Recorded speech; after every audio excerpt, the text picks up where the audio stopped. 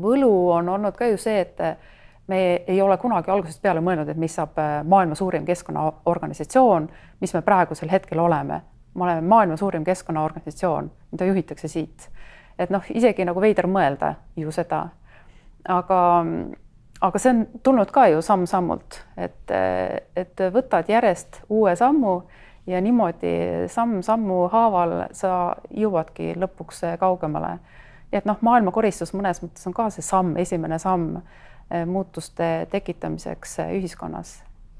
Ja noh, nende muutustega on tõesti kiire, nagu Heidigi juba ütles, et ega meil siin ei ole enam aega raisata, et need muutused on juba silmaga nähtavad. Tere! Oleme kogunenud Let's Do It Worldi ehk siis eesti keeli võiks öelda ka teeme ära peakontorisse, kust juhitakse peaaegu kõigi maailma riikide puhtaks koristamist. Usute või ei usu, selline koht ja selline tegevus on olemas ja siin istuvad Anneli ja Heidi ja mina olen Toomas. Ja räägime, et kuidas siis võimalik on ja ma teen sellise väikse sissejuhatuse, kuna mul oli au olla teeme ära sünni juures, mis toimus siit mitte väga kaugel, Sakala ja Tatari tänava nurga peal Tallinnas aastal 2007. Ehk et mitte pikalt rääkida, et siis aastal 2008 toimus Eestis esimene teeme ära.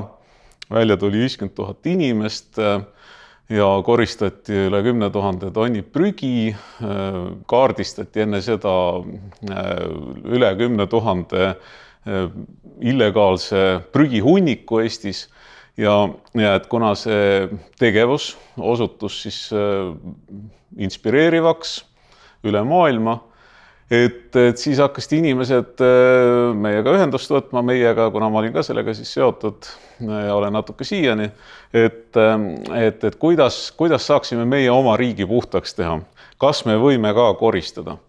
Ja meie ütlesime, et ikka võite, ja siis tasapisi hakkasime neid inimesi siia Eestisse kokku kutsuma ja siis nüüd Anneli tule palun sina appi, et mis aastal siis see tõsiselt suureks läks, see oli siis 2012 tegelikult, 11 juba. No 2012 toimus esimene ülemaailmne koristusaktsioonide seeria. See oli veel see aeg, kus me uskusime, et ei ole võimalik teha koristusaktsioone ühel päeval ja kõik korraga. Et kus on liiga kuum, kus on liiga külm, kus on liiga palju vihma ja kus on isegi rohi liiga kõrge koristamiseks ja nii edasi. Et sestap tol ajal me ju pakkusime võimalust riikidele, et nad valigu ise päev, millal nad saavad koristada. Nii et 2012 võttis osa 96 riiki. 100 oli eesmärk, nii et 4 jäime puudu, aga peaaegu saime eesmärgi täis. Ja 2012 aktsioon, ma tegelikult arvan, et see sündis 2010 konverentsil. 2010 me tegime sellise konverentsi, kus me kutsusime kokku siis kõik need huvitundnud riigid siia Eestisse ja tegime konverentsid, kuidas oma riiki puhtaks koristada. Seal oli 10 riiki ja neist enamik ju hakkaski kohe koristama. Ja nende hulgas ka Sloveenia, kes on siiamaani olnud kõige edukam riik, sest nad ikka hoiavad veel rekordit, 14% elanikkonnast võttis osa üleriigilisest koristusaktsioonist.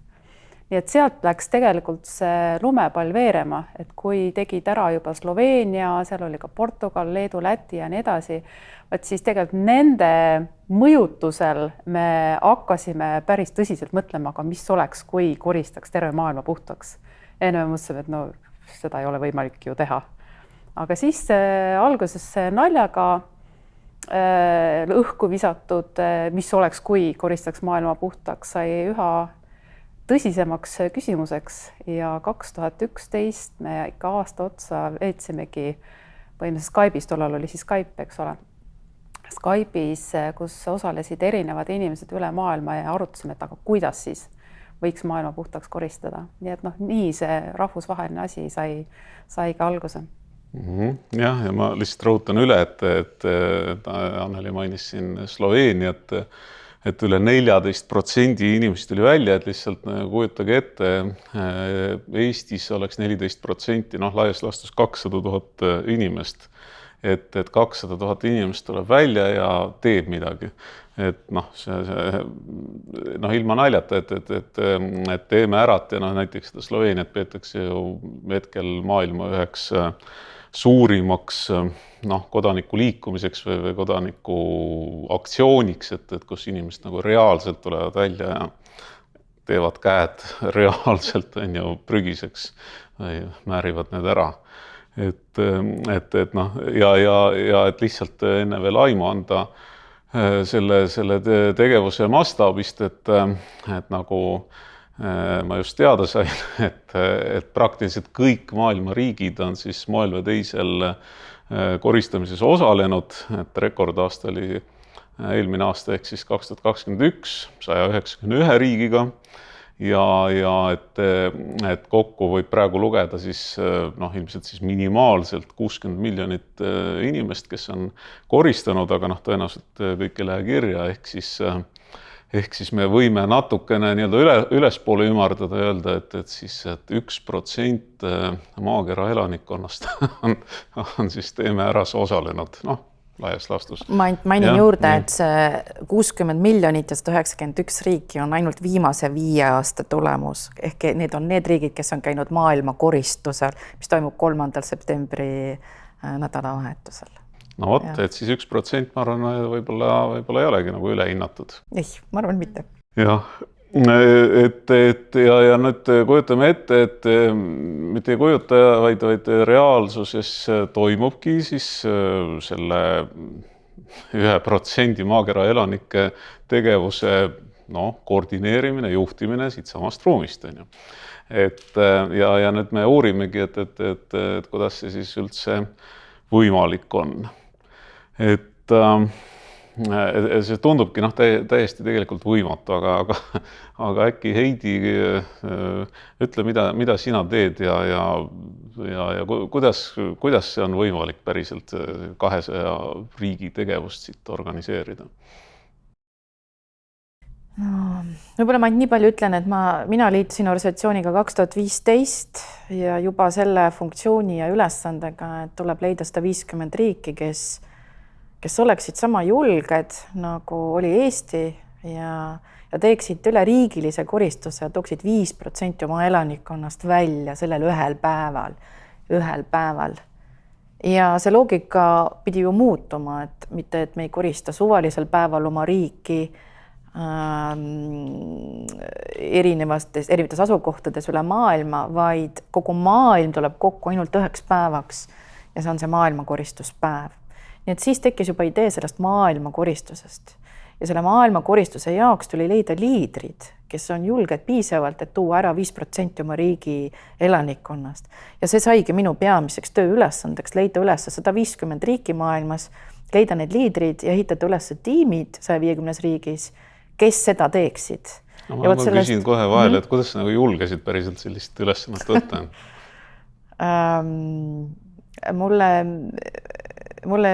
Ega ma ei teadnud, et see nii raskeks kujuneb ju. Ja tegelikult teisipidi mind vaimustas selle mõtte niivõrd suur missioon ja niivõrd suur mõte ja idee. Ja ma arvan, et sellist tööd maailmas teist lihtsalt enam ei ole olemas. Nii et loomulikult peale 2 tundi rääkimist Eva Truuverkiga ma lihtsalt lõin käed ja ma isegi ei mõtelnud, kuidas pidi nagu teele minna. Mul oli aega 2,5 aastat ja tegelikult vanast sellest networkist, kellest te siin mõlemad rääkisite, tuli kaasa 35 riiki ja ülejäänud tuli kõik leida. Aga see 35 riiki vanast networkist olid väga olulise väärtusega, sest neil oli olemas kogemus. Ja need riigid on siia saadik ja need liidrid on siia saadik meil networkis olemas ja nende kogemus on kulda väärt ja nende kompetentsid on kulda väärt. Nii et, aga see nüüd tuleb see küsimus juurde, et kuidas neid riike leida, siis ma mäletan, see esimene ülesanne oli tegelikult see, et nii-öelda lihtsustada seda ülesannet ja üks väga selline lihtsamine lihtsustus oli see, et kui me nagu suudaksime leida enamus riikides sihtotsingufirmad, kes suudaksid leida meile selle liidri selles riigis, sest liidrid pidid olema teatud kompetentsid ja skillset ja julgus ja säde ja nii edasi. Ja siis on olemas selline suur sihtotsingufirma, üks maailma suurimaid, kelle kena kontor on ka Eestis olemas, mille nimi on Manpower. Nii et nendega sai piisavalt pikalt tööd tehtud, aga kahjuks sihtotsingufirmad tahavad kopsakat raha saada selliste tippjuhtide leidmise eest ja vabatahtlikult pro bono seda ei olnud meile nõus mitte keegi pakkuma, nii et Manpowerist meile tuli nagu kahjuks ülemaailmselt nagu null abi. Ja teine väga suur koht, kus me leidsime päriselt ka liidrid, oli JCI, kus oli võimalik, mis ta oli siis? JCI on ettevõtlike noorte koda, see on rahvusvaheline organisatsioon, seal on see organisatsioon on ka umbes 120 riigis, nii et kuni 40-aastased ettevõtlikud noored on seal siis liikmeteks. Ja tema tuli meile selliseks suuremaks globaalseks partneriks ja sai käia päris mitmel regionaalsel konverentsil ja esitletud ideed maailma koristusest materjalidega juba selleks ajaks ja 26 riiki tänasel päeval on juhitud JCI liidrite poolt. Ja isegi siis, kui nad on saanud 40 ja nii-öelda lahkunud sealt JCI-st, on nad ikkagi jäänud maailma koristusele truuks. Ja mõned neist on kasvanud täna oma riigi kõige suuremaks keskkonnaorganisatsiooniks. Ja siis olemasolevate liidrite kaudu sai mitmeid soovitusi, siis me tegime kampaaniat ülemaailmset, kus tuli ka kuskil 10 liidrit. Olen ise käinud mitmetel rahvusvahelistel konverentsidel, kus on jällegi tulnud 10 liidrit ja riburada pidi niimoodi nad, ja on midagi päris mitmeid inimesi, kes meid ise on leidnud. Üks väga suur võimalus leida võimekaid tiime on tegelikult sellel hetkel, kui organisatsioon on endile nime teinud. Ehk et World Cleanup Day bränd on teada tuntud, Let's Do It World on teada tuntud ja võib et siis leida selles konkreetses riigis üks keskkonnaorganisatsioon, kes tahaks kuuluda maailma kõige suuremasse keskkonnaorganisatsiooni täna ja teha World Cleanup Day'd ei olegi enam nii raske ülesanne. Ehk et tänasel päeval ma väidan, meil on lihtne liidreid leida ja mitte küll nii lihtne hoida, aga leida on nagu märkimisväärselt lihtsam. Ja ma arvan, et võib-olla kogu see pikk 3 aasta saaga nagu kokkuvõtvalt tähendaski seda, et see oli 24/7 töö leida neid liidreid, aga sinna juurde ega siis see leidmine ei ole ainus teema, et inimesed küsivad alati kuidas, mis tähendas seda, et me tegime 13 liidriakadeemiat erinevates regioonides, tõime inimesed kokku ja andsime neile juba nende olemasolevate tarkade 35 riigi tearkused edasi, kes varem juba olid teinud neid koristusi. Ja ma arvan, et sellise maailma mastaapse liikumise juures kõige olulisem on tegelikult see energia, mis tegelikult koondub sünergiaks, kui need inimesed tulevad kokku ja sütitavad üksteist oma ideedega, mõtetega, lihtsalt suurest rõõmust näha ja saada tuttavaks erinevatest maailma nurkadest ja need on väga kandvad kokkusaamised, mis teinekord annavad nagu jõu isegi terveks aastaks. See ei ole liialdus, et nad ju tegelikult toidavad üksteist oma mõtetega, oma hea sõnaga, oma ideega ja nii edasi. Nii et üks teine väga oluline märksõna siis selle suure võrgustiku juures oli mitte ainult ehitamine, vaid selle hoidmine. Ja see käib 24/7 tänaseni välja. Aga just, et regionaalsetel sellistel liidrid ja akadeemiatel kokku saada, jagada oma parimaid praktikaid, oma läbikukkumisi väga oluline jagada, neist on väga palju õppida, aga ka suuri saavutusi. Ja muidugi nähes seda maailma mitmepalgelisust, tegelikult annab see sulle tunnetuse, et ei ole olemas ühte unikaalset mudelit, kuidas maailma koristada, sest riigid on erinevad ja riigi liidrid on erinevad. Ja riikides on nii erinevad situatsioonid, on see kultuuritoos, poliitiline teema, on seal sõda, on seal epideemia, on seal üleujutus.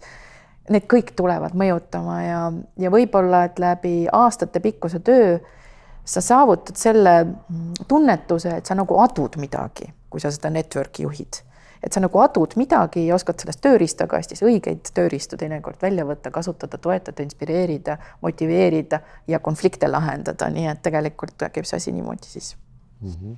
Aga et rääkige mõnest liidrist natuke, et siis mulle tuleb kohe pähe Ukraina liider Julia, kes juba ammu enne sõda, selline väike, kleenuke, suhteliselt tüdruk, naisterahvas, aga täiesti, ma ei tea, siis terasest iseloomuga ehitas üles Ukraina põhimõtteliselt kõige suurema keskkonnaorganisatsiooni liikumise ja praegu sõja ajal siis ka aktiivselt Ukraina Let's Do It abistab, on ju.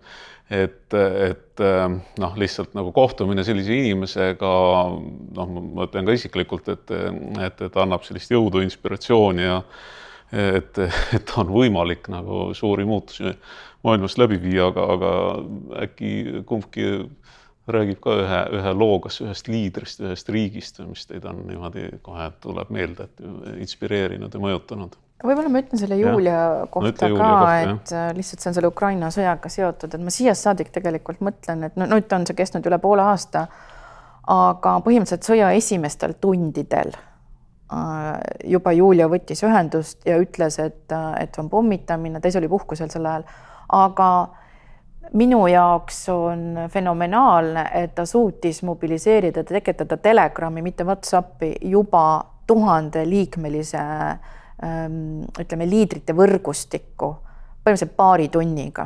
Et see lihtsalt jooksis niimoodi, et ma nägin 1406 oli kõige suurem number, mida ma nägin vabatahtlikest, mis tegelikult moodustus põhimõtteliselt ühe päevaga.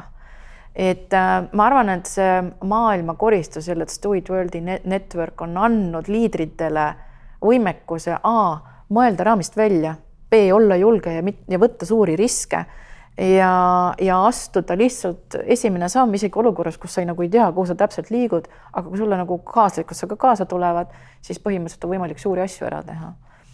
Ja tõsi ta on, et seda lugu võiks väga pikalt rääkida ja kindlasti kirjutatakse Juliast ka raamat, kuidas ta Let's Do It Ukrainat, mis on tegelikult täna siis Ukraina kõige suurem keskkonnaorganisatsioon, aga ka meie Euroopa regiooni üks suuremaid liikumisi, on suutnud kokku panna sellise tiimi, mis on sõja ajal tegelikult ka sõja asjadega tegelenud.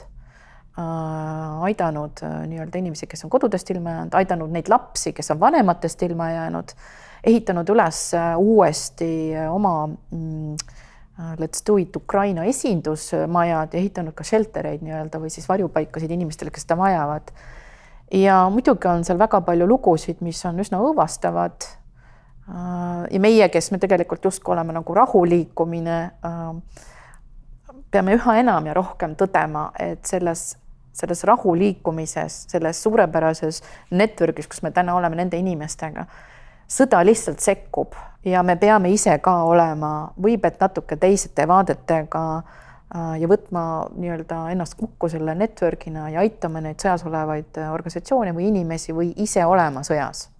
Et täna me oleme sellesse kohta jõudnud, sest et ega Ukraina ei ole ainus riik, kus meil sõda käib. Aga ma võib-olla ütlen, et sina võib-olla huvitav mõni liider, kes sind on inspireerinud, siis ma natuke mõtlen ka vahepeal ja juurde kellegi. Ma mõtlesin isegi raske on kedagi otseselt välja tuua, et minu jaoks võib-olla kõige suurem inspiratsioon liidrite juures on see, et vahet ei ole, kelle poole sa pöördud, nad on kõik nii-öelda nagu tavalised inimesed. Neil ei ole mingit aurat ümber või nad ei ole mingid, vaatad peale, et liider, eks ole. Ei ole, et sa suudad nendega väga hästi ka ise samastuda ja siis sa taipad, et tegelikult sa ei pea nagu sündima liidriks, vaid sa kasvad liidriks ja et kui sa ise usud millestegi väga tugevalt, et seda on võimalik saavutada, siis läbi just selle tugeva usu ja ettevõtlikkuse, sul on võimalik tegelikult mägesid liigutada. Ja ma arvan, et see on nagu hästi suur inspiratsioon absoluutselt kõikide liidrite puhul. Tavalised inimesed, aga usk ja tahe on teinudki neist väga, väga erilised et ikka peab olema mingi kombinatsioon, et see visioon või unistus, usk, et see päriselt on võimalik ja siis ikkagi ka tahe. Ja tahe ka. Ja ikka ju püüavad ka, ütleme, seal juhtimisraamatud leida siis neid juhi neid kvaliteediomadusi, et millele peaks juht vastama, et siis et tema siis juht. Aga kui võtta meie liidreid, siis nad on kõik väga erineva juhtimisstiiliga, väga erineva personaalsusega, et ei saa öelda, et tema on juht, tema ei ole, et ikkagi me ikkagi saame taandada selle usu ja tahte peale. No, ja ma võib-olla ka diskuteeriks selle liidri teemal, et liider on kindlasti eestvedaja, liider on kindlasti vastutuse võtja, kindlasti mitte mugavustsoonis oleleja. Ehk et liider on visiooni pakkuv, turvatunnet pakkuv teinekord ja kui vaja, siis astub ka kõrvale. Et liider on nii palju nagu erinevaid omadusi. Meil organisatsioonis on kindlasti kõik ainult liidrid. Ehk mina väidan, et meie mitte ainult Let's Do It Worldi network või võrgustiku liidrid, aga ka meie ise kõik siin töötame väljaspool mugavustsooni. Ja mugavustsoon tähendab ebamugavustsoon tähendab seda meie jaoks, et me astume teinekord olukordadesse, kus me ei ole A kunagi viibinud või B, me ei taha viibida eriti, aga me peame seda tegema. Kus elu toob meile hetki, mis on meile tundmatud, kus me peame lahendama olukordi, milledes me ei ole kunagi varem olnud, kus me peame suhtlema inimestega, kellega me kunagi ei ole suhelnud ja kus meil peab olema puusalt lugusid rääkida või puusalt asju öelda, mis on sellel hetkel õiged ja kõnetavad. Kui ma mõtlen meie liidrite peale, siis tegelikult nende jaoks see tähendab ju tegelikult seda, et nad on tulnud sellesse liikumisse ja nad on hakanud tegema maailma kõige suuremat eventi, mille nimi on maailmakoristuspäev. Nad peavad looma tiimi, nad peavad seda tiimi eest vedama, leidma rahastused ise, toimetama kogu logistikaga, kui see prügi on kokku korjatud, toimetama kõikide partneritega, alates lasteaedadest, religioossest organisatsioonidest, lõpetades suurte korporatsioonide peaministri ja presidendiga. Sõjaväega kindlasti ja suutma veel esineda pressis, kui seda kõike vaja on. Ja kui on vaja, siis ta teed seda kõikide asju ise. Ja kahtlemata see on nagu väljapool mugavustsooni. Ja liidrid tihti peale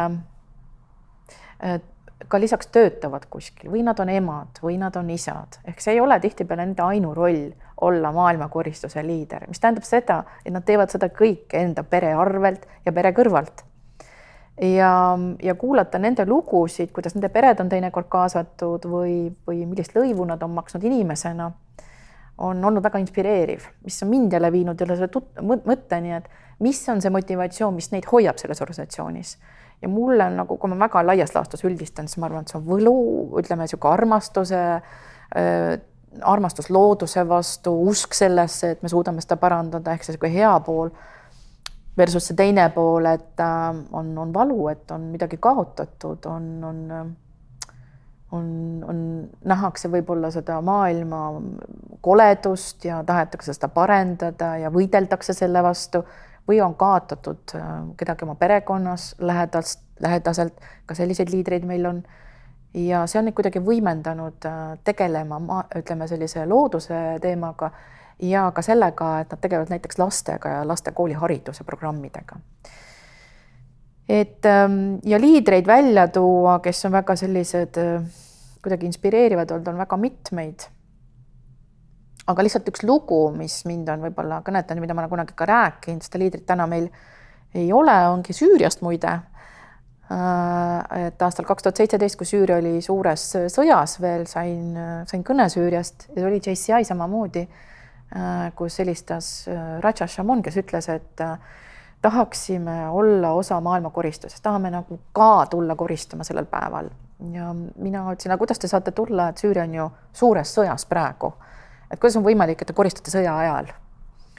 Ja ta ütles, et mitte kõik kohad ja kõik linnad ei ole Süürias sõjas, kuid mentaalselt riik loomulikult on absoluutselt igal pool. Kogu tema rahvus on ju sõjas. Aga ta ütles mulle väga huvitavad sõnad, mis pani mind nagu väga-väga mõtlema, mind väga palju mõjutanud, sest saadik. Ta ütles niimoodi, et me oleme selles sõjas kogu aeg ja me tahame teha midagi meie kogukonna ja meie riigi ja meie rahvana, mis meid ühendaks ja mis ei oleks sõda, vaid mis on positiivne. Me tahame kogeda positiivsuse ja rõõmutunnet ja mingit uhkust, mis meist nii-öelda kokku toob. Ja mulle sel hetkel tundus nagu see sõnum niivõrd võimas, et maailma koristus või ükskõik milline liikumine, mis inimesed nii-öelda suures plaanis kokku toob ja paneb neid tegutsema mingi hea asja nimel, eesmärgi nimel, mis neid ühendab, teebki inimesed paremaks. Ja võib-olla, et loobki selle olukorra, et inimestel on vähem sõdasid. Ehk et ma väidan, et sellised kogunimised võivad mõjutada sõjade kulgu või et üldse nad ära hoida. Võiks ju seda teha, sest et inimesed võiksid selles olukorras ju paraneda. Selline lugu siis. Aitäh! Väga ilus lugu. Et neid liidreid on siin ju tõesti olnud igasugust ja neid viimaste aastate omi ma nii hästi ei tunne, aga et kui meelde tuletada siis algusaegu, et seesama soomlane Heiki, kes ütleme, nägi välja nagu selline vanem hipi ja oligi täiesti nagu loodusnähtus, et teda on lihtsalt täiesti võimatu kirjeldada. Aga tema sai siis selle liikumise, mida tegelikult veel väga ei olnudki, siis esimeseks rahvusvaheliseks koordinaatoriks ja tõesti ta käis mööda maailma ja siis igal pool tema jalajälgedes tekkisid koristused. Ja samas on täiesti selliseid äriinimesi, noori, edukaid ettevõtjaid, keda iganes, et siit tulebki nagu huvitav asi välja, et ilmselt see armastus, looduse maa vastu, visioon, usk, tahe, et pigem see on see kombinatsioon, et mitte mingid välised või Excelisse pandavad omadused, et ei ole nii tähtsad. Aga mul on nüüd ka selline küsimus teile, et kui need inimesed on nii erinevad, need liidrid ja kultuurid on ülimalt erinevad, et isegi siin Euroopas, et siin meie oleme põhjapoolsemad, lõunapoolsemad on veidi võib-olla vabamad, kirglikumad, aga rääkimata sellistest kaugetest maadest nagu India või tõesti Kuuba või mis iganes, et kuidas see on nagu võimalik siis need väga erinevad inimesed, väga erinevatest kultuuridest ikkagi kuidagi ühises tiimis, ma ei tahaks öelda tööle panna, aga tööle inspireerida, et kindlasti see ei ole lihtne, aga kuidas see toimub? Selle maailmakoristuse jaoks on justkui nagu, ma arvan, selline geneetiline kokkulepe ja arusaam, et me ajame kõik ühte asja ja ühel moel. Et siin on juba muster tekkinud ja kultuur ja väärtused, mida seda toetavad. Ja ma arvan, et siin nagu inimesed toimetavad selle kontsepti mõttes ühtemoodi enam-vähem. Nüüd aga kui minna sinna sisse kommunikatsioonina, et me kommunikeerime või et me kohtume kellegi partneriga või et mõni liider neist on näiteks sul tiimis töötab, näiteks nõukogu on meil ju täiesti rahvusvaheline, siis siin tuleb küll eripära väga tugevasti välja. Ja sellega peab kahtlemata arvestama ja ma isegi oma 7 aasta töö juures võin julgelt öelda, et ega mina ka kõike lõpuni ei tea, päris kindlasti ei tea ja tegelikult see on okei, et me ei tea, me ei peagi kõike teadma, aga meil peab olema piisavalt nagu tahet proovida julgeda ja pigem olema nagu alalhoidlik teatud kultuuridega, nagu näiteks Lähis-Ida või ka Aasia, et peab nendega arvestama ja ütleme teatud kohtades, näiteks kui on kohtumine partneritega või ministeeriumitega, siis kindlasti tasub nagu etiketti jälgida ja ka küsida, et kuidas ühes või teises olukorras tuleb käituda. Aga selle sa juba tajud ära riigi liidri pealt ka, milline see nii-öelda see kultuur on, et näiteks Jaapani kultuuris, kui mõtleme meie Jaapani liidri peale, siis tema on selline rohkem nagu reserveeritud ja sa pead rohkem aega võtma ja pead aega leidma, et kuulata ja rääkida ja olema nii-öelda nagu ehitama nagu seda ühist sellist keskkonda, et see on Aasia riikidele hästi omane, et sa seda aega sinna võtad. Seevastu näiteks Balkani riigid on väga tormlevad ja tulevad ja kallistavad ja kõik käib kähku ja juba poole jooksu pealt on kõik sõnad ära öeldud. Et need on väga erinevad. Ja Lähis-Ida riikides võib juhtuda minusugune või meiesugused heledad naised võib-olla nagu nii lihtsalt kohtumistele ei saagi, et selle kõigega lihtsalt peabki nagu harjuma ja arvestama, aga veelgi olulisem teema selle juures on poliitiline taust. Ja see on selline teema, kus ennast kindlasti peab nagu alati ennem ette harima, et kui sa oled ühes riigis käinud, siis juhtud, et sa teistes riikides enam hiljem ei saagi, et sa pead olema teadlik sellest või et siis teatud liidritega teistesse riikidesse kohale ei saa minna, pead mõtlema, millises riigis liidriakadeemiat korraldada, et kõik riigid saaksid kohale tulla. Milliseid riigiliidreid mitte kokku panna ühte webinari, ka sellist infot pead omama.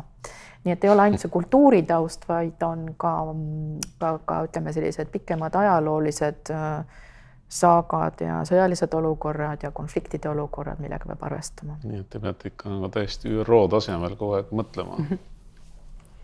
Aga teisipidi selge, et kui me hakkame mõtlema, mis meid eristab, me leiame väga palju. Isegi kui me võtame praegu siin meie kolmekesi, et me leiaksime terve pika nimekirja asju, mis meil on erinevad. Aga samas võib-olla olulisem ja aeg-ajalt ka raskem on leida asju, mis meid ühendavad. Ja eks meie peame ka fokusseerima sellele, mis meid ühendab ja ühendab meid ka tegelikult palju, me peame lihtsalt need kohad üles otsima. Nii et liidrid, me küll oleme erineva kultuuritaustaga, erineva maailmavaate, võib-olla isegi erineva uskumustega, aga sellegi poolest meid kõik ühendab armastus looduse vastu. Ja meid kõik ühendab see, et me tahame luua muutusmaailma. Ja liidrid, kui nad on selles samasuguses rollis ja siis on nii-öelda tema kolleeg teises riigis, kes on ka täpselt samasuguses rollis, ta elab täpselt samasuguseid neid emotsioone läbi, kord on seal sügav mõõn, siis on jälle suur eufooria, puskleb küll rahastusega, küll tiimi kokkupanemisega, kõige sellega. Tegelikult see on see, kus me saame aru, et me oleme tegelikult täpselt ühes kausis, ütleme ühe selle sama asja nimel. Nii et eks meie eesmärk on ka asjad võimalikult lihtsad hoida, et meil on need põhiväärtused, millest me alati lähtume ja me ikkagi kokkuvõttes oleme alati inimesed ja planeet on meil ju kokkuvõttes kõigil üks. Nii et planeedil ei ole piire, me oleme ise need piirid siia kaardi peale tõmmanud. Aga väärtustest rääkides just, et kus teie jaoks, ütleme siis sellised eetilised väärtuste piirid on, ma mõtlen seda, et on olnud ikkagi erinevad juhtumid poliitikast rääkides siin, et kui riikide siis valitsevad jõud näevad, et seal liikumises on jõudu sees, et siis kas need kaaperdavad või igal juhul tahavad olla siis need, kes ütlevad, et meie koristame oma maa puhtaks, on ju. Et samas, kui nad koristavadki puhtaks, ega siis see põhimõtteliselt läheb ju eesmärgiga kokku, on ju. Aga te saate aru, et kui Eestist algas kodanikuliikumisega ja valdavalt maailmas ta ikkagi on kodanikuliikumine, et see poliitika on üks näide lihtsalt, aga et kas kusagil on mingisugused piirid, on ju, et kui keegi üle selle piiri astub, et siis teie või Let's Do It nõukogu või kes iganes ütleb, et see ei peaks olema Let's Do It, on ju. Ma arvan, et nendel maailmakoristuse algupäevil oli sellist kaaperdamise mekki rohkem juures. Ja oli päris mitmeid juhtumeid mitmetes riikides, kus tuligi, ütleme, mingi tol hetkel valitsuses olev poliitiline organ, kes ütles, et meie teeme seda maailmakoristuse päeva või ja nii edasi, aga iseenesest suures plaanis, nagu sa ütlesid, maailm saab sellest ikkagi paremaks, väga tore, aga ainus asi, mille eest vähemalt meie seisame, on see, et riigi liidri motivatsioon sellega kuhugi ei kukuks, et see oleks kõige hullem, mis juhtuda saab ja päris kindlasti me peame siin sekkuma. Meil ei ole võimalusi mitte sekkuda, me peame sekkuma ja me olemegi sekkunud sellisel juhul. et ja mis te siis ütlete sellele valitsusele, et õpetate või harite neid, et mis asi on kodaniku no näiteks ma võin ühe näite tuua, üks näite näiteks on Rwanda. Rwanda ei kaaberdanud, ta ütles, et aga meil on oma koristamine siin ja nad võtsid täpselt seal sama kuupäeva ja hakkasid nii-öelda riiklikult koristama. Seda on varem ka juhtunud. Jah, et okei, nad ei pea panema seda suurt kaubamärki juurde ja nii edasi, aga tänasel päeval see liider on tegemas World Cleanup Day'd koos riigi, ütleme siis valitsusega. Okay. Miks? Sellepärast, et World Cleanup Day on lihtsalt nii suureks kaubamärgiks kasvanud.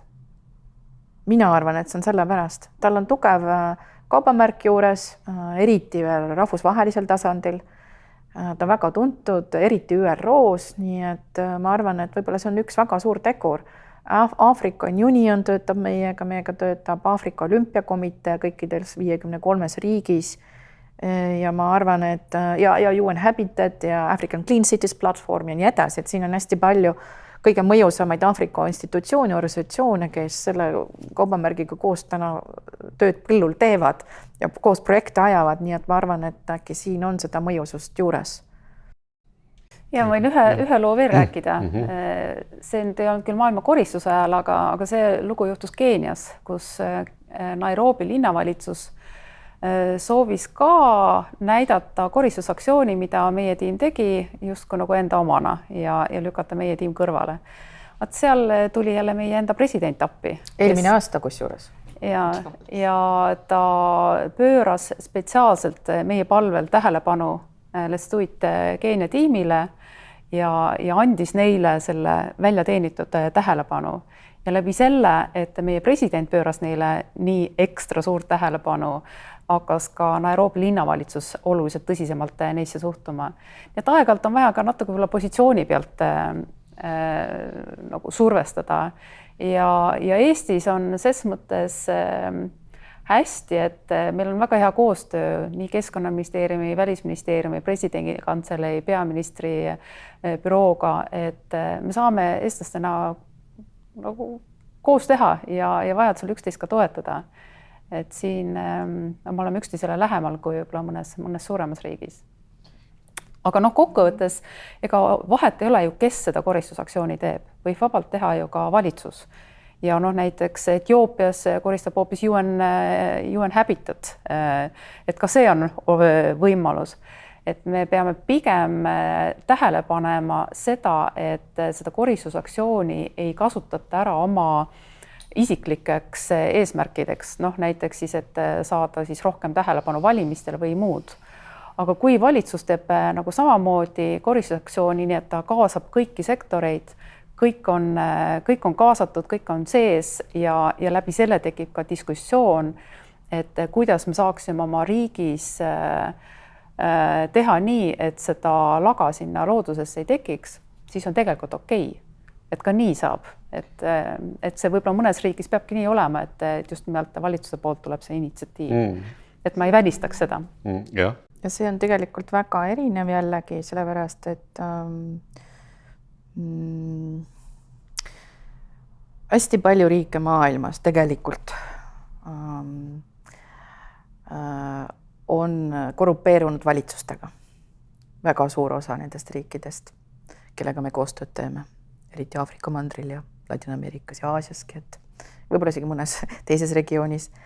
Aga viimastel aegadel ma olen tõdenud ja saan nagu kinnitust sellest, et meie organisatsiooni esindajatelt, on ta siis Let's Do It Cameroon, on ta siis Let's Do It Sierra Leone, mis iganes muu riik, valitsus või ütleme avaliku sektori organisatsioon küsib altkäemaksu, teha kas mingeid projekte või teha ka seda maailma koristust, et ka sellised luhtumid on viimasel ajal kahjuks sagenenud. Või siis huvitav näide Afganistanist just üleeile. Meie Afganistani liider tegelikult hetkel elab Rootsis, aga tiim töötab Afganistanis ja nad on tegelikult päris tugevad mobiliseerijad ka olnud varasematel aegadel. Aga seoses võimuvahetusega pöördusid nad Talibani poole, kes siis praegu valitseb seal, et saada luba. Lähis-Ida peab küsima valitsustelt luba, et koristada ja teha massiaktsioone, sest et kui sa massidega välja tuled, siis võib juhtuda, et sa võid sellesama massi kasutada riigi enda hea, ütleme, turva või ma ei tea, olukorra valitsuse vastu või ükskõik ja mobiliseerida inimesi sõtta või mida iganes. Oht. Et see on oht.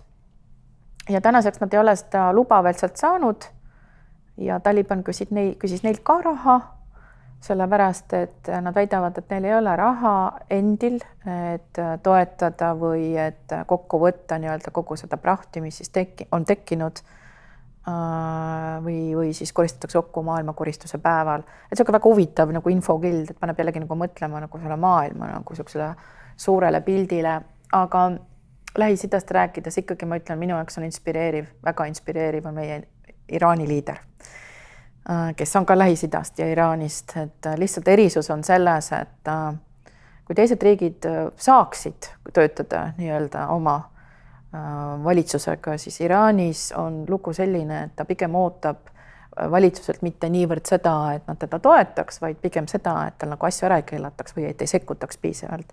Sest et ei lubata kokku tuua suuri masse ja ometigi see mees on mobiliseerinud 140 000 inimest läbi pisikeste koristustiimide üle terve riigi. Vot see on kõva liider.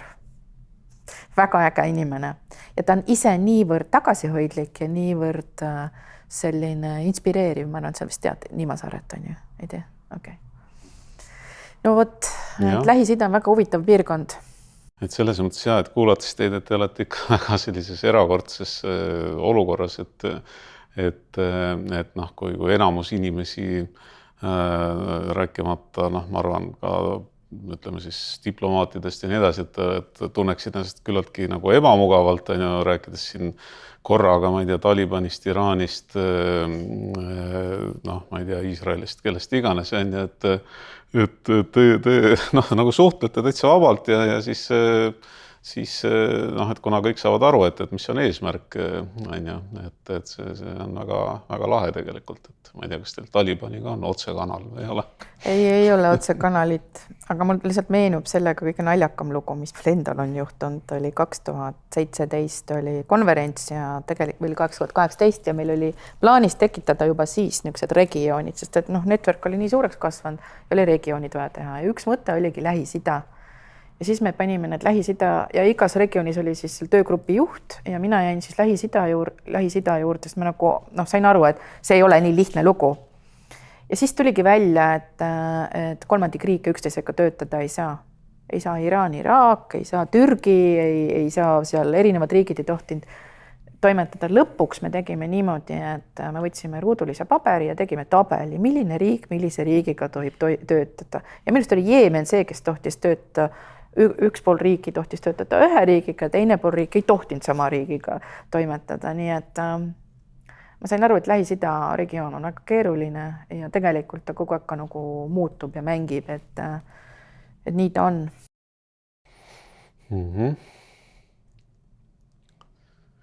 Nii, aga ikkagi veel, et värvi ja lugusid, et ma olen kindel, et teil on veel midagi sellist, mida kõrva taha panna, inspireerida võib-olla inimesi. Keskkonnaalaselt võib nagu mõtlema panna üks lugu, mis kindlasti mind on tohutult nagu mõjutanud jälle, oli see, kui sai Kamerunis käia. Meil see organisatsioon sai eelmine aasta auhinna, ÜRO auhinna 4 või 3 maailma koristuse mobilisatsiooni eest. Ja siis sai sellel Kamerunis nii-öelda vastu võetud ÜRO-lt, UN Habitatilt täpsemini. Ja tavapärast on nii, et kui sa kuhugi riiki mindud, isegi kui see on puhkus, kui juhtub, et sul on puhkus, siis ikkagi sa kohtud nende liidritega ja teed nendega tööd, alad koristama ja nii edasi. Ja ma käisin koristamas siis Kamerunis koos Kameruni, Let's Do It Kameruni tiimiga. Ja sain aimu, ma arvan, sellest, milline on tegelikult Aafrika või milline on tegelikult suur osa maailmast. Et lihtsalt pealinnas, kus elab 2,6 miljonit inimest, voolab läbi jõgi, mis tegelikult on nii plasti täis, et selle plasti peal saab käia ja sa saad ühe hetkega sekundiga aru, et sul ei ole võimalik seda koristada, et koristus ei ole mitte mingi lahendus.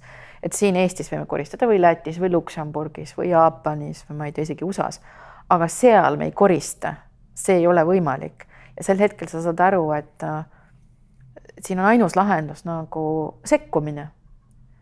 Sest iseeneslikult need asjad seal ei toimi. Sa peadki sekkuma, minema hea usklelt kuidagi koostöösse kohaliku omavalitsusega, erinevate suurte organisatsioonidega Aafrikas, kes võib-olla on neile kõnekamad kui meie organisatsioon, kohaliku kogukonnaga ja erinevate roheorganisatsioonidega, et leida see lahendus.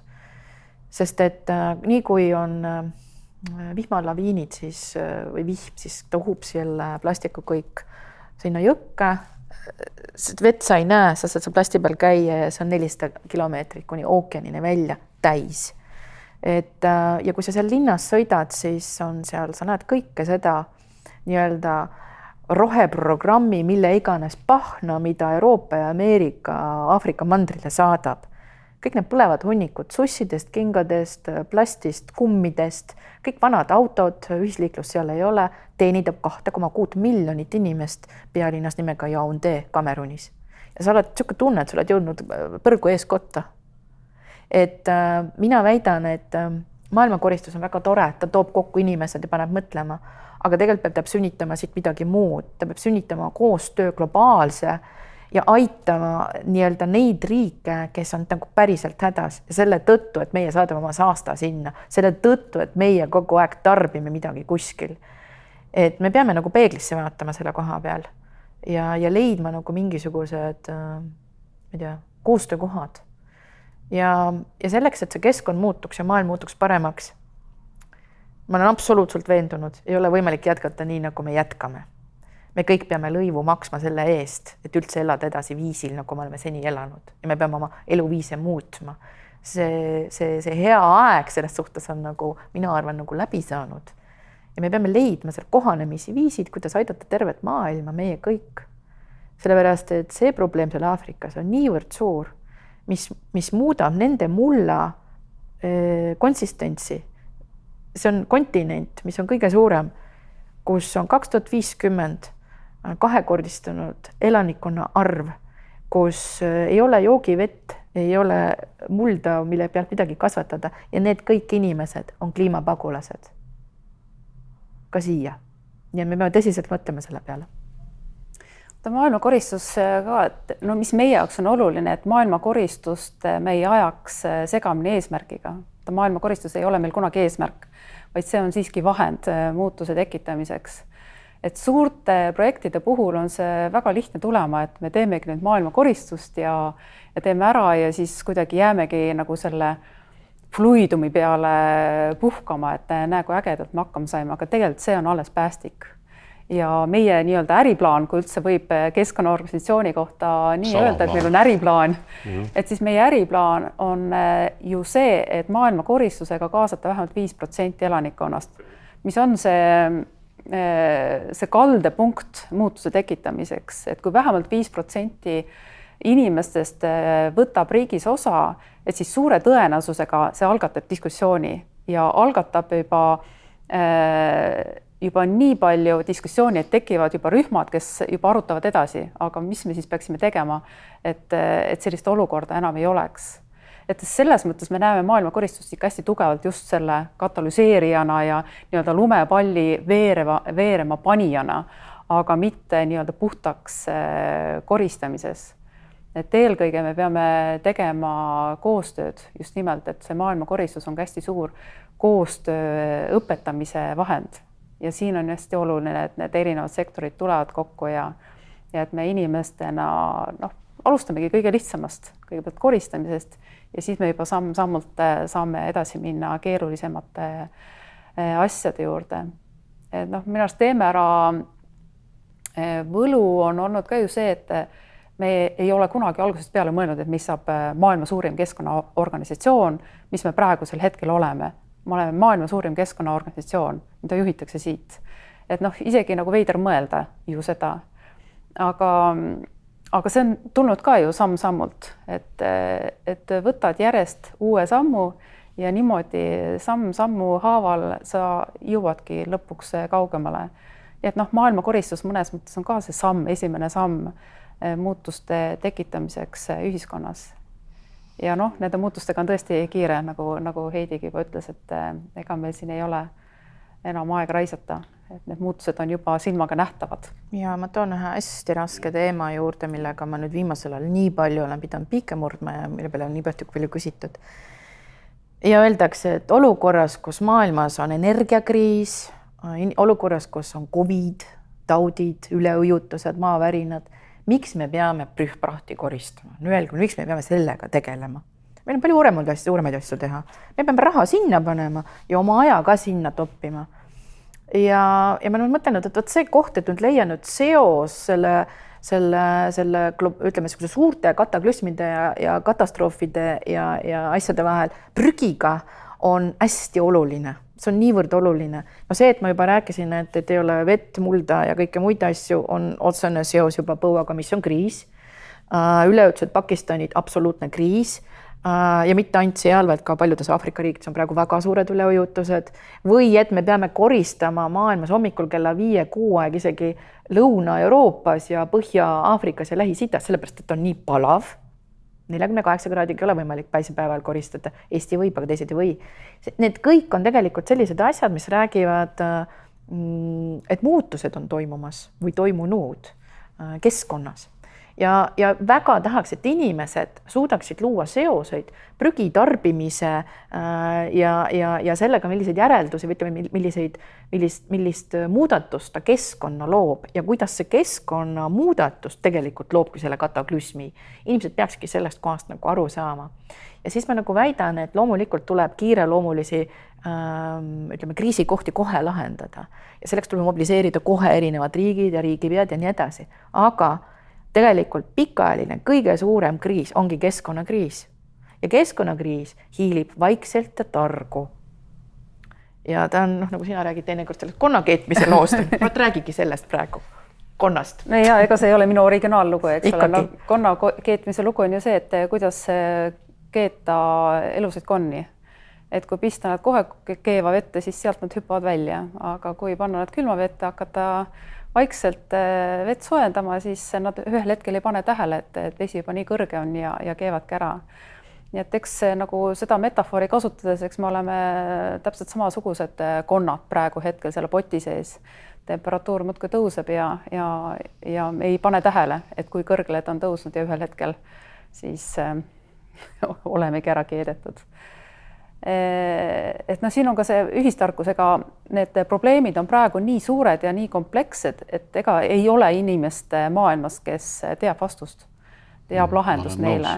Ja siin me peamegi leidma just nimelt selle ühistarkus ülesse. Et kui meil on mitte päris see ühine eesmärk, aga kui meil on vähemalt ühine suund, kuhu poole minna ja kui me kõik lepime kokku, et me kõik koos liigume sinna suunas, et siis on võimalik see planeet veel ära päästa. Aga siin meil ongi vaja tahet ja ühistarkust. Jah, igal juhul te olete nagu selline lootuskiir mustas siin mustal horisondil, et mul on ka hea uudis teile, et mitmed uuringud või ütleme, et üks suur uuring selle kohta, et milline siis on see kriitiline mass populatsioonist või riigi elanikkonnast, et millest alates toimub selline paradigma muutus või suur nihe, et see väidetavalt on hoopis 3,5%. jah, et on erinevaid, on siin 5 ja 10 ja 1 ja 2, aga et tõesti see küllaltki auväärne uuring ütles, et on 3,5% ja üheks näiteks toodi seal siis Eesti laulev revolutsioon või Eesti taasiseseisumine. Ja et äkki siis ongi nii, et ma olen kohati ikka ka pessimistlikumaks muutunud, aga äkki on niimoodi, et ise mäletades seda aega natuke, mitte natuke, siis ma olin siis ütleme 16 kuni 20 aastat vana, et mäletan hästi, et kui aastal kusagil 1987 noh, enamus Eestist, aga veel vähem siis kusagil Euroopas või veel vähem maailmas, et uskus sellesse, et noh, üldse näiteks Nõukogude Liit laguneb või Eesti ja teised riigid saavad iseseisvaks ja nii edasi. Et kuidas siis 3-4 aastaga, et tähtis on siin, et inimestel oli see visioon ja see usk ja tahe ja see suurenes kogu aeg ja just tänu nendele eestvedajatele, kes tollal ütlesid, et noh, et ükskord me võidame niikuinii ja noh, näitasid on ju oma väljatulekuga, oma kõnedega, et see on võimalik, et nad julgesid, on ju.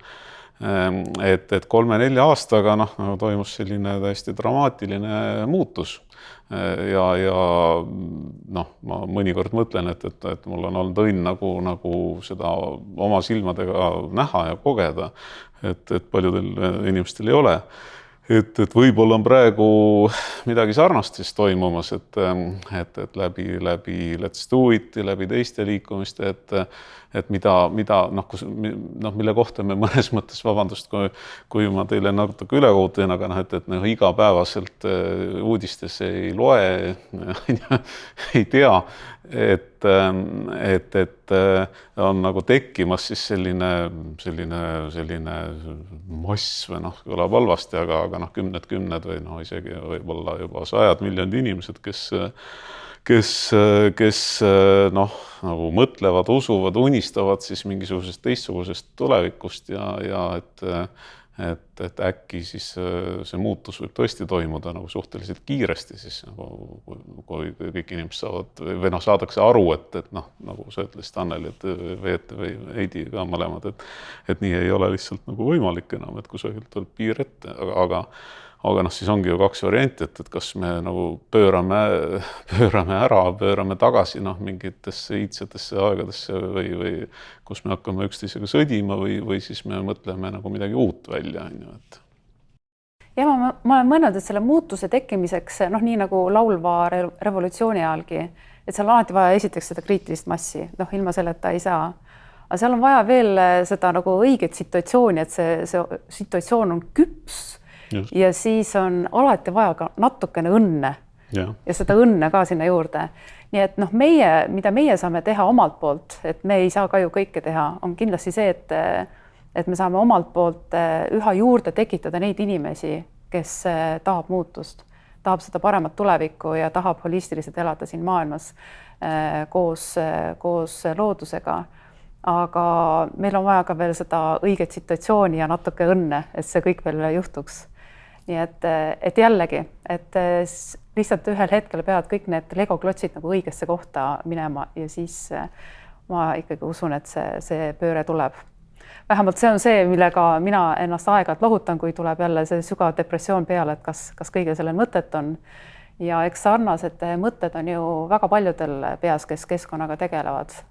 Mingi uuringu järgi ju oli enamik keskkonnaga tegelevaid teadlasi pretraumaatilises stressis, et sa näed, et noh, ma ei tea, näiteks laps hakkab kusagilt katuselt alla kukkuma ja näed seda ja sa ei saa midagi teha. Et noh, sama lugu on sisuliselt kõikide keskkonnaga tegelevate aktivistide, ka meie enda liidrite teema. Et noh, seal peabki endale ka ütlema, et mida meie saame teha ja meie teeme oma rolli ära. Ja me loodame, et need teised legoklotsid ka ühel hetkel kukuvad siin õigesse kohta ja see kõik saab juhtuma.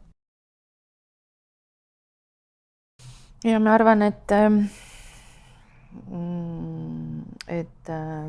inimesed maailmas peavad õppima, tegema või oskama teha koostööd. Ja noh, sellest me oleme palju rääkinud, aga ma tõesti arvan, et nüüd on niivõrd oluline. Sest et koostööd me näeme ju looduse vormides, sina ju täpselt seda kõike esindad, seda põhimõtteliselt Kaia lugu, et see on ju kõige suurepärasem vorm, kuidas tervikuna üks süsteem saab töötada. Ja ma arvan, et maailm ootab, mis iganes see maailm ka ei ole, inimkonnalt samasugust eksisteerimise, koostöötamise vormi viisil, mis ei ole enesekeskne, vaid mis pigem teenib teisi, sest läbi selle teiste teenimised teenid kõiki, kaasa arvatud iseennast. Ma ei tea, millal inimkond selle ära õpib. Ma tahaks seda näha, aga ma arvan, et maailmakoristus mudeldab seda natukene oma väiksel moel, vähemalt 60 miljoni inimesega, kes on käinud koristamas ja võib-olla kasvab veelgi ja võib-olla see tekib uus epideemia vorm, väga hea oleks ja ta nakataks teisi inimesi vot sellisel viisil kuidagi elama ja toimetama. Et see oleks nagu päris suur unistus ja teine aspekt selle juures töötades riikidega, kuivõrd keeruline on nendel koostöö valitsusega, mis on niivõrd oluline ressursside, seadusandluse, tahte, eestvedamise, globaalse muutuste tekitajana. Ja ma arvan, et see on üks asi, kus me peame kuidagi rohkem koostööd tegema, võtma mingeid suuremaid seisukohti, aitama, ma ei tea, siin peab muutust tegema just nimelt seadusandluse ja ütleme nagu valitsustasandil, sellepärast et meie võimegi jääda koristama, aga kui, ja neid inimesi võib ka juurde tulla, kõik loomulikult, aga kui nüüd sealt poolt seda soosingut ei tule sellest suhtest, et sul on lihtsam asju ajada, et sul on seadused, mis juba tugivad seda sama ringmajandust või zero waste või mida iganes, siis on see keeruline. Aga meil on vaja seda koostööd kõikidest sektoritest. Ja Let's Do It Well, the World Cleanup Day, ennekõike seisabki selle eest, et läbi selle suure World Cleanup Day evendi, maailmakoristuse evendi, me tegelikult toome sektori üleselt kõik koostöös ja katalüseerime muutust. See on peamine, miks me seda teeme. Jah, ja seda ma kogesin tegelikult ka 2008 Eestis, et kui mõned isikud, mõned omavalitsused näiteks olid peaaegu viimase päevani selle koristamise vastu, ütlesid, et me teeme ise ja üldse nii ja naa, aga et kuidas siis täiesti loetud päevade jooksul toimus mingisugune transformatsioon, mingisugune pööre, et täiesti otseselt, et inimene, kes ütles, et ma ei taha midagi selle Let's Do It'iga nagu tegemist või teeme ära ka tegemist teha ja ma koristan ise ja olge omaette ja et nagu pööras ümber, et me teeme koos, tulge kõik, mina lähen, tulge teie ka, et see võis olla osaliselt poliitiline, aga osaliselt ma nagu tajusin seda sama, millest te räägite, et seda nagu avardumist või et hea küll, et see on oluline asi, et teeme ära. Siia hästi lahe lugu Sloveenialt, see sama, kes 14% suutis mobiliseerida. Nad tegid seda üks kord niimoodi, järgmine kord tegid 13,5 ja rohkem nad ei ole pidanud kedagi mobiliseerimis, muutus oli loodud, see sama, mida me ootame, eks ole. Aga kuidas nad seda tegid, oli niimoodi, et nad rääkisid kõikide kohalike omavalitsustega, et me tahame teha suurt koristust. Ja loomulikult on siis kohalik omavalitsus, kes tulevad kaasa ja siis on sellised, kes ei tule kaasa ja siis nad mõtlesid, et nad läbi sellise positiivse aspekti näitavad ära need kohalikud omavalitsused ja märgivad nad rohelisena nende kodulehel, kes kõik teevad koristust kaasa. Ja need, kes ei teinud, olid punased ja mingil hetkel oli tegelikult ka, ma mäletan, oli veel selline võimalus, et oli nagu ilmateade tehtud kuhugi rahvusvahelisse televisiooni, kus näidati, et meil tuleb siin suur koristuspäev ja näete, need valitsused siin toimuvad, siin nagu veel ei toimu ja olidki rohelised ja punased ja siis meedia võttis selle üles ja hakkas helistama kõikide nende punastele kohaliku oma, aga mis teil viga on, et teie ei ole kaasatud või miks te kaasa ei tee? Ja päeva lõpuks olid kõik kaasatud ja meedial on hästi suur osa samamoodi. Seni, kuni meie meedia räägib, mis värvitekk on kellegi magamistoas või kuskil kellegist üle ajas või mis iganes juhtus, seni ei muutu ka mitte midagi. Meedia on niivõrd suur teine selline ütleme teadlikkuse ja jõujoon juba, teadlikkuse tooja ja peaks nagu meedia täpselt samamoodi nagu mõtestama ja mõtlema, milline on nende roll maailmas. Kas rääkida tõesti nendest tekivärvidest või rääkida nagu päris asjadest. Et kuidas nagu aidata siis nagu seda maailma omalt poolt, kui palju nendes missiooni ja visiooni on, eks ole, et ka seda võiks nagu vaadata. Jah, et saladuskattel mõtlen, et me tegime aastal 2008 Eestis tegelikult samamoodi nende. See oli tegelikult see õppetund, mis me neile edasi andsime, on ju. Ja Sloveenia väga edukalt rakendas seda. Ja Rumeenia ka tegi niimoodi, et väga äge oli see.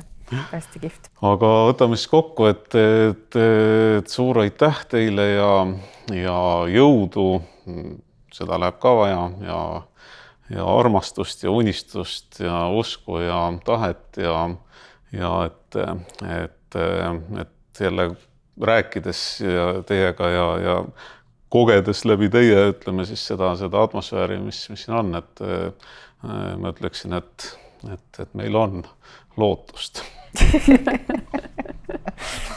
Jah, aitäh. Aitäh.